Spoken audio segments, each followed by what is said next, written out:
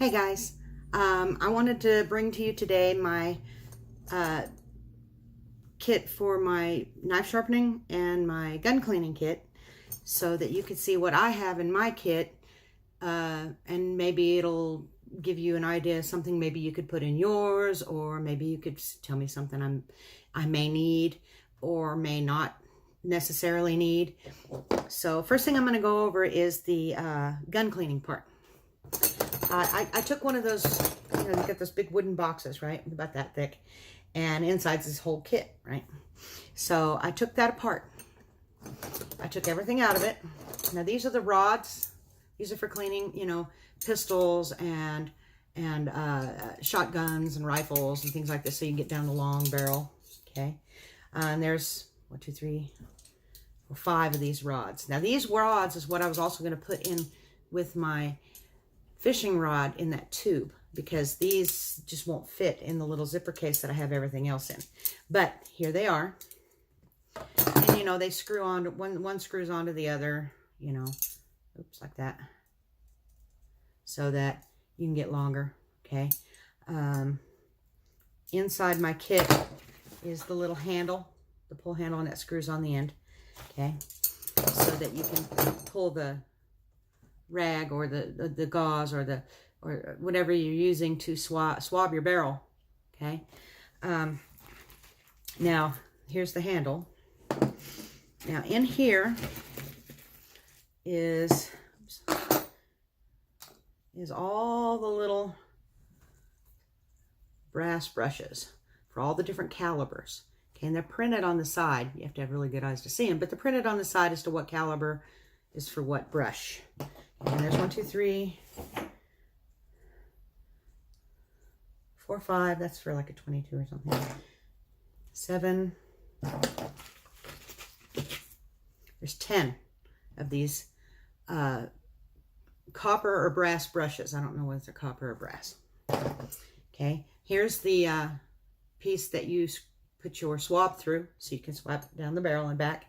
And then here's the adapter for other things. There's 2 of them here, one for the small, one for the large, so that I just got them screwed together because I didn't want to lose any small pieces, so that you can use whichever one you want, okay? There's that. Now in the bottom side, I've got the brush. It's a double-ended brush. It's for cleaning out all the little nooks and crannies, okay? And then I have the swabs, or these. Okay, these are in here.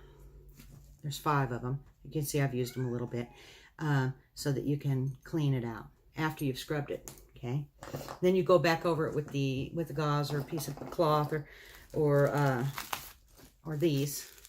You put these in there. I'll put one out, and then you put that in here to swab down your barrel. Okay, so I've got a little pad of these. These things here, they're kind of bulky, and I didn't really have a good place to put a bunch of them, so I just put some in here, and just a little plastic sleeve. Now I have this right here is serving dual purposes. This is a multi-purpose solution that I use on my honing for my knives and things of that nature, but it also cleans, lubricates, and it prevents rust. So I've got a little bottle of that, and that's full. That's what, 1 ounce? I guess it's 1 ounce. Anyway, that's that. Now, once I run out of that, I'll have to use things like tallow to keep my barrels lubricated, cleaned, rust prevention. I might get some fixin' wax. The gray-bearded Green Beret has a pretty good video on fixin' wax. He shows you how to make it, and he makes it right in front of you on camera so that you can see it. He also has a video on Punky Dope. Nesmic's Punky Dope. And what it is, it's a pine tar based insecticide. Not insecticide, repellent, okay, for mosquitoes, black flies, different things like that. Anyway, really good stuff. You really should watch him. It's gray bearded green beret. He's awesome. And also another really good person to watch if you want to really learn about how history and current events are affecting is survival prepping for normal people. Okay, he is really good. I watch him every day. He puts out 2 or 3 videos a day. They're not super long, but every one of them that I've seen so far has been well thought out. He's articulate and he knows what he's talking about. So give him a shout out. I'll give him a shout out. And of course, I'm smaller, a way smaller channel than he is, but I think he's awesome, and I think you guys would probably like to watch him as well if you don't already. So that is the gun cleaning part. Now we get on to the knife sharpening part. Okay. Of course, I have the honing oil, which mainly I'm going to save for the guns. And then I have some polishing compound. This is fine. Okay. And what it is it's a hard tube. It's like chalk. I don't know if you can see that. Anyway, it's like chalk. And it helps polish your blade. This is, you'd use that fine on the final polish.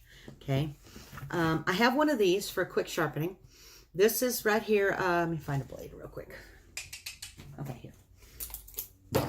It's like a sharpening steel. Okay. This thing works really well.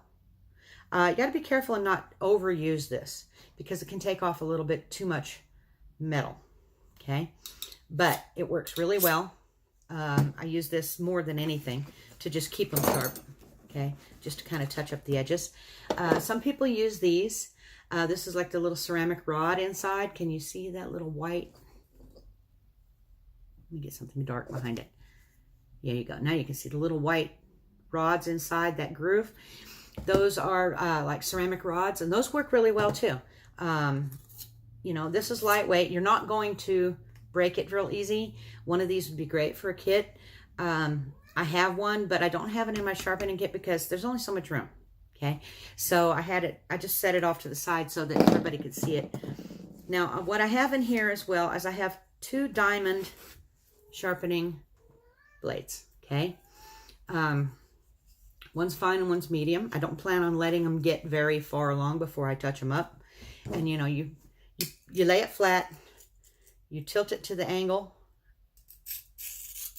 and you do it that way. Lay it flat, tilt it like that. And then after you're done, then you can go back and hone it with an even finer one. Now the last thing I have in here is a very, very smooth sharpening stone. This is not a very rough one. This is pretty smooth. This is for fine. This is not for grinding. This is just for honing. Okay. If you don't have oil, you can use water on these, and the water will soak in.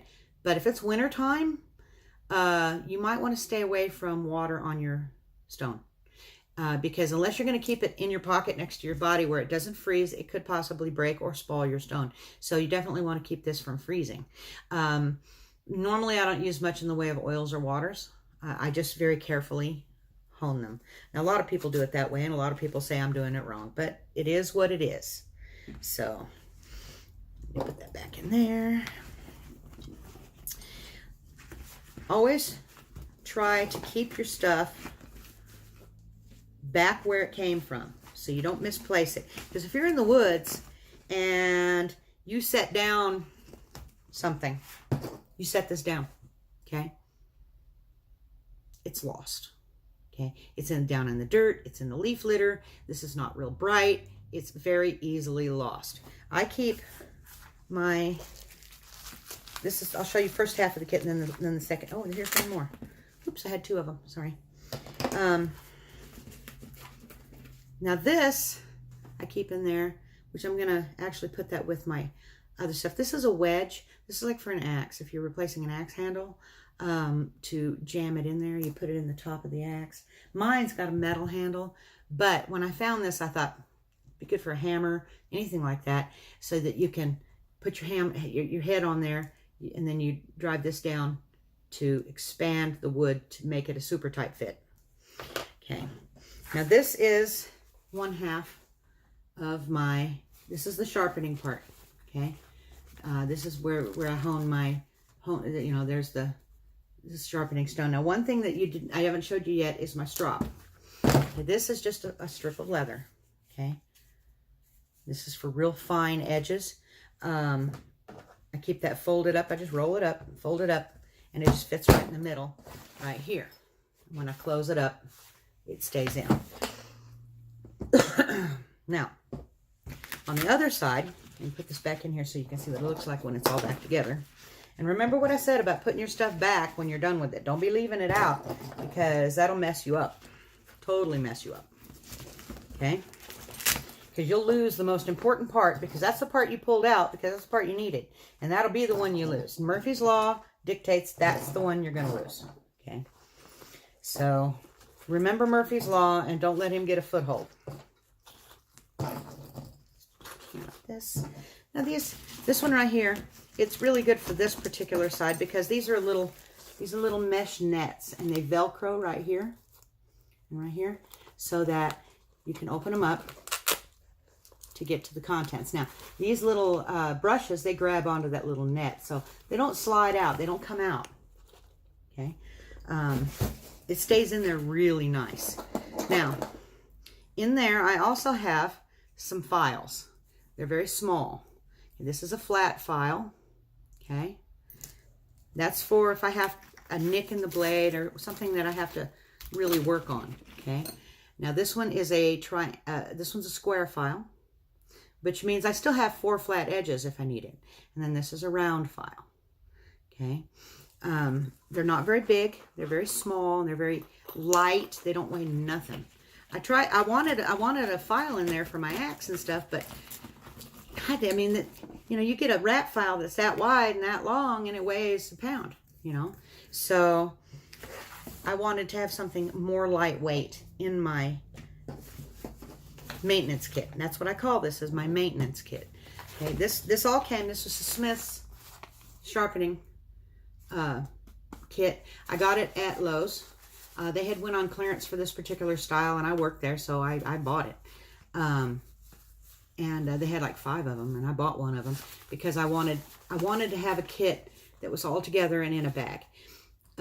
This is for all the sharpening stuff, and then I just made it a dual purpose by putting all of the gun cleaning stuff in there as well.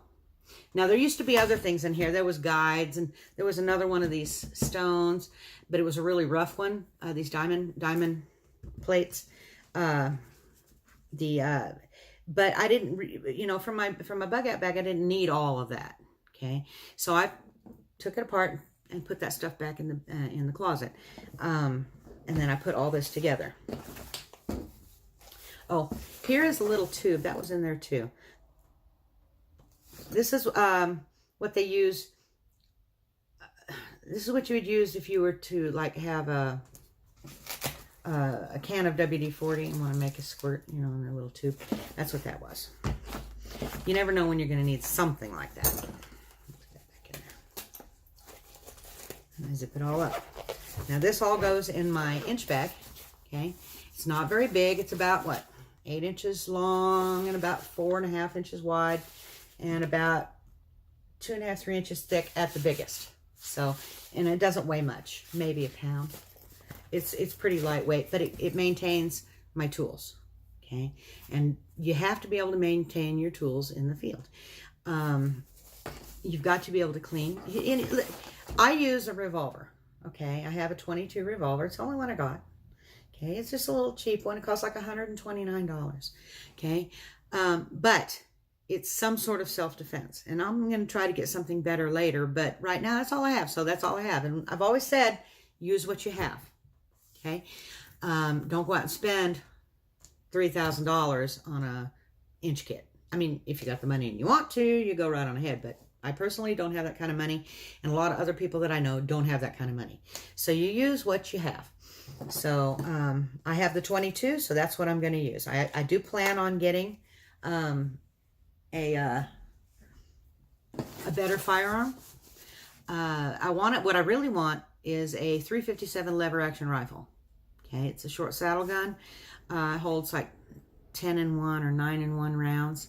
It's a lever action, so it's not as prone to jamming as your semi-automatics. Okay, I am not a fan of semi-automatics because of that. Every one I've ever got seems to jam, and I don't know why, because I'm not a big semi-automatic person. I've always had revolvers. But revolvers, they don't jam. They just don't. Lever action rifles, they're not going to jam like a semi-automatic. Okay, they're just not going to do it. If it doesn't come out, you'll see that it didn't come out. You reach in there with your fingernail and you pull it out. Okay, before you close that and jam in a new shell. So, but anyway, yeah, I want the lever action 357 rifle. That's my dream gun. That's the one I want. And the other one's just a little cheapo off-brand. You have to load it one shell at a time. 22 revolver. It's got a little thing you flip open so you can put the shell in there. It's not for any kind of a firefight. You know, look at me. Am I going to get into a gunfight? Probably not. Okay, and if I did, I'd die. This is strictly for emergency personal protection if I absolutely have to. So, but I have a cleaning kit, and I have these. These are going to be, see, these wouldn't fit in there. Put these down side by side. Okay, they're too long. They wouldn't fit in there. Okay, they wouldn't even fit in there at an angle. So that's why I have to figure out someplace else to put these. I don't want these bent. So I'm going to make that little tube for my fishing rod. And I'm going to put these in there with it so it'll be a dual purpose tube. Okay. So that I can have my cleaning kit with me, my complete cleaning kit. Now, as of right now, they're just in the bottom of the bag. Don't like that at all. I don't like that at all.